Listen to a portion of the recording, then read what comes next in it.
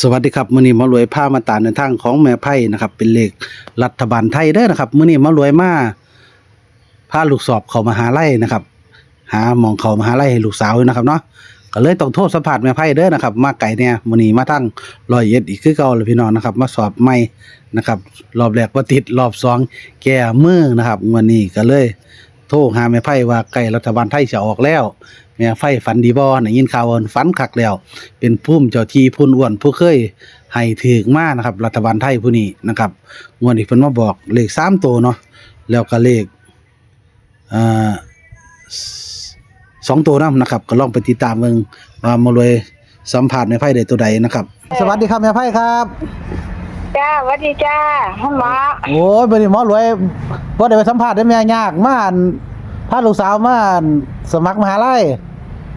จ้า ก็เลยโทรสัมภาษณ์เอาโทรสัมภาษณ์เอาเด้อเพราะว่าอั่นเดี๋ยว FC เพิ่น เพราะว่าอยากให้หัวหน้าเนี่ยจักน้ำFC ว่าเพิ่นพูดนี่ FC เพิ่นสิ มาขึ้น วางได้ก่อน ขึ้นประกาศให้ เพิ่นมาให้แล้วติ เพิ่นมาให้896 896ว่ะ แม่นเพิ่นให้896 2ตัวพี่บ่ 63 แล้วก็63บ่ เอา63 โอ้เพิ่นให้มาทำนี่เห็นบ่เป็นเลขไทยเพิ่นบอกว่าเลขไทย จ้า เพิ่นบอกว่าไทยหรือว่าลาว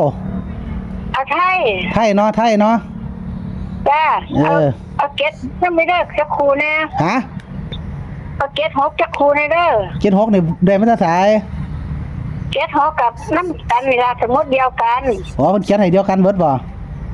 จ้าเอามาใบเดียวกันคนผู้เดียวมาผู้เดียว โอ้เพิ่นให้76มันบ่ตัวหนึง จ้าเพิ่นมาผู้เดียวเพิ่น ผู้อ้วนผู้เคยมาตีหัวโลกเลขว่ากันบ่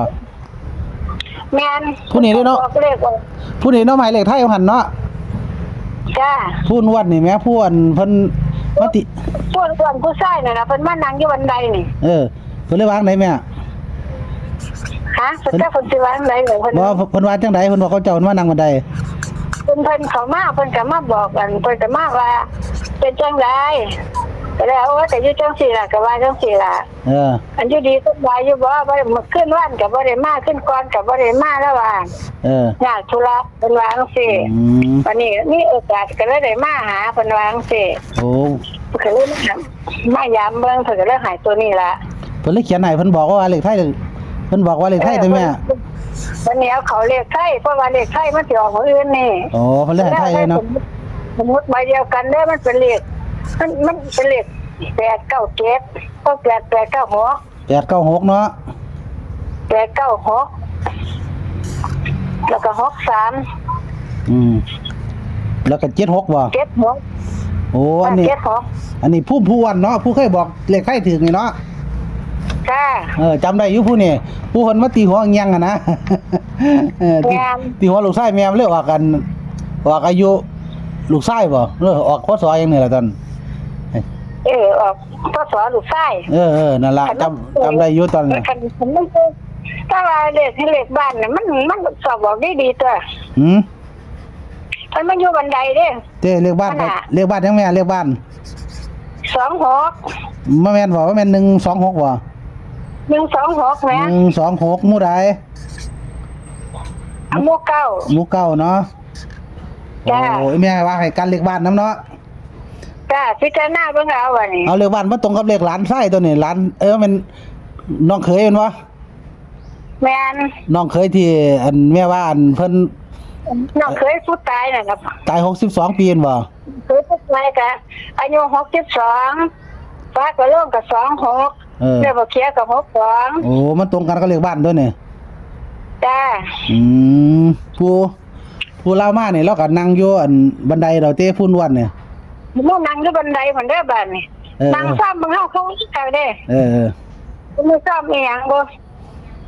มันอยากให้แม่ไผได้ติเนาะผู้นี้ล่ะผมจำได้ผู้ดีมานำได้เลขไทยเขาดีๆเด้นี่พุ่นวันเนี่ยเฮานี่ล่ะเอาแต่เลขเฮานี่ล่ะเนาะ ไปแล้วตัวนั้นไป เอาข่อยทวนเด้อแม่เด้อแม่นบ่เด้อให้ทวนเด้อเอานะครับแม่ไผต้องใส่โทรศัพท์แบตเบิดแล้วพี่น้อง มาแบตเบิดก็เงินเบิดเด้อนะครับมารวยก็ ถามให้แล้วนะครับสำหรับเลขรัฐบาลไทยเป็นภูมิเจ้าที่พูนอ้วนเด้อนะครับ896แล้วก็6376นะครับเพิ่นมาให้แล้วนะครับเนาะเพิ่นมานั่งอยู่บันไดแม่ไผว่าซื้อเลขบ้านนำเด้อนะครับเพราะว่าเลขบ้านนี่ภูมิเจ้าที่ผู้นวดเพิ่นมานั่งอยู่บันไดว่าซั่นมาตรงกับเลขน้องเคยเนาะน้องเคยเสียชีวิต62ปีเลขบักเขียก็62นะครับฝาโลง26เนาะให้จำบ่ผิดนะครับก็ประมาณนี้ถือว่างวดนี้ได้มาแล้วนะครับแบ่งปันด่วนๆเนาะสำหรับแม่ไพ่รัฐบาลไทยด่วนๆสายด่วนเด้อนะครับเอารวยมาแบ่งปันเอาไปชมตัวเลขกันครับ